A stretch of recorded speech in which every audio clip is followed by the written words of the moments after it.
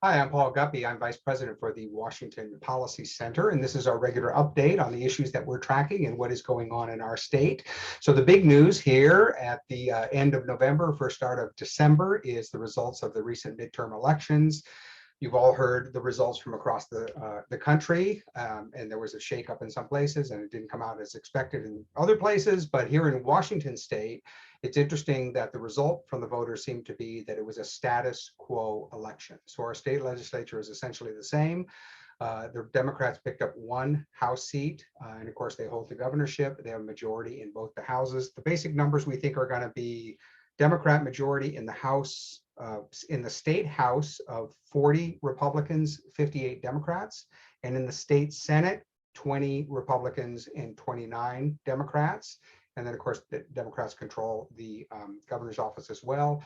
The other piece of news is the Democrats confirmed their control with Secretary Hobbs in the Secretary of State position, which means that Democrats now hold all 8 statewide elected offices in Washington State. And that's the first time that's happened in a long time.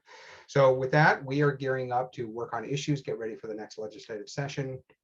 And one of our top issues, of course, is tracking the income tax court case, which is on its way to the Supreme Court. We have argued and provided virtually all of the research legally about how this is against the state constitution. The people of Washington State have voted down a state income tax 10 times.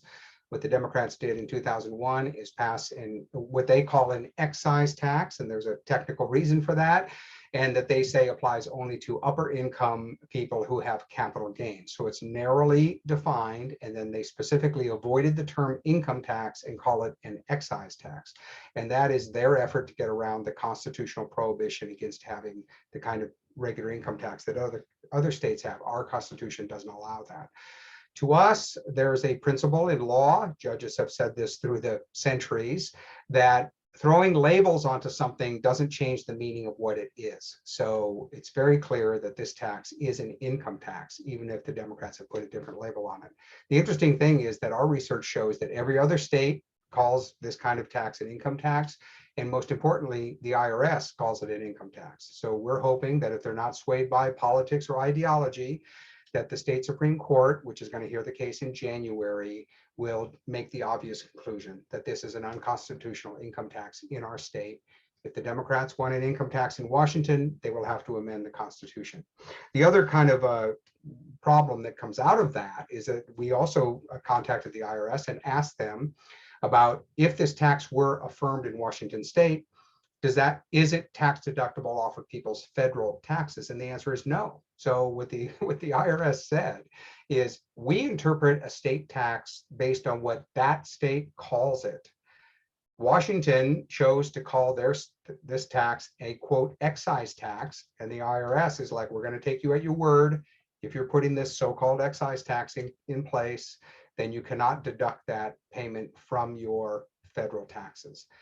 If that becomes the case, that means that people in Washington State will be paying federal income tax on revenue income that they never even receive.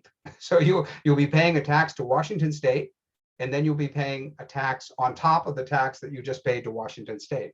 You'll be paying that to the federal government. So that's more than double taxation. You end up paying taxes on money that you never even see.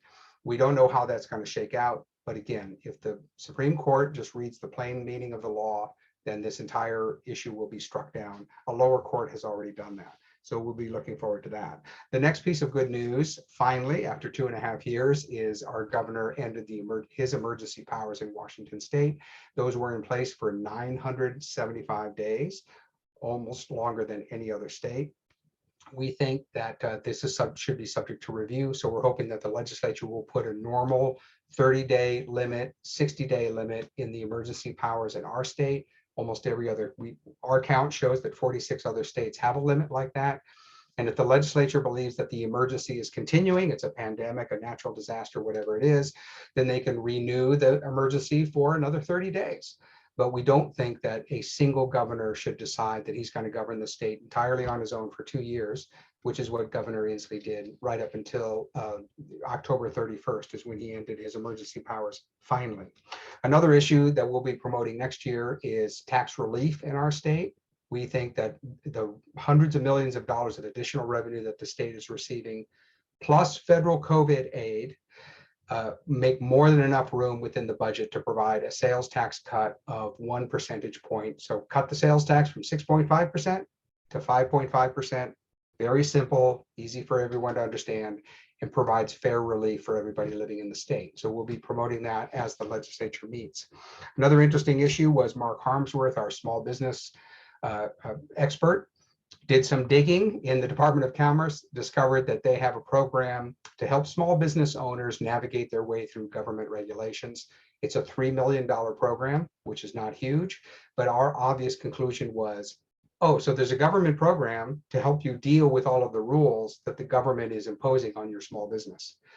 Our answer was, why so many layers? Why not just reduce the number of regulations that we put on small businesses and on entrepreneurs, make licensing, paying taxes, operating in different cities and counties and different jurisdictions, make that all much smoother, and then you wouldn't have to have a special program to help people fill out the paperwork. We're hoping that we can get that idea through as well. And with that, I have some exciting announcements to make about new hires that we have. So we have Sean O'Brien has been hired as our new Eastern Washington director. Sean has been working in Congress with the Western Caucus, which is a caucus of 80 members of the U.S. Congress who come from Western states. Sean is very well connected in Eastern Washington. We're excited about that. Our other new hire is our transportation policy expert, Charles Prestrud, who has 30 years of experience in both working for the Washington State Department of Transportation and with King County, Snohomish County, and at the local level, all in working with transportation. Charles has a quality, he's a policy wonk like me. He loves to dig into issues, so he'll fit great with the culture of our organization. He has kind of a low-key demeanor, and he has what I call quiet intimidation. That is, when you're talking to him, no big demonstration, he doesn't raise his voice, but you have the sneaking suspicion that everything he says is absolutely accurate. So our philosophy is speak softly and always be right. So that's why our issues don't get questioned. And I think Charles is really going to add to that and be a great addition to our team. We also have our new president has settled in. He has started a new strategic planning process, Mike Gallagher. He brings great energy and experience to the organization. He has visionary ideas for the future. We'll be excited about implementing those. I think we're going to become a more engaged and activist organization on the issues that we work on. And our entire staff is excited to get started on that, particularly as we move into next year. And to close, I would wrap up with the new events that we have coming up. So Pam Lewison, our agriculture expert, is hosting a farm hall meeting in Ellensburg next week coming up. We're doing our regular on-the-go our issues update. We do that online with Facebook Live. And we also have our year-end appreciation lunch, which we're holding in Seattle. We're very excited about that. This is a very fun, relaxing event. We're going to have a speaker brought in, but it's a great way for our top supporters to get together and for us to just say thank you for the great support they give us through the year. And then our Young Professionals program is doing 2 Christmas parties, actually, one in Seattle and one in Spokane, and those are going to be a lot of fun. And lastly, since we're getting towards the end of the year, I wanted to wish everyone a very Merry Christmas and wish you many blessings for you and your family. And we hope you have a wonderful holiday season. Thanks.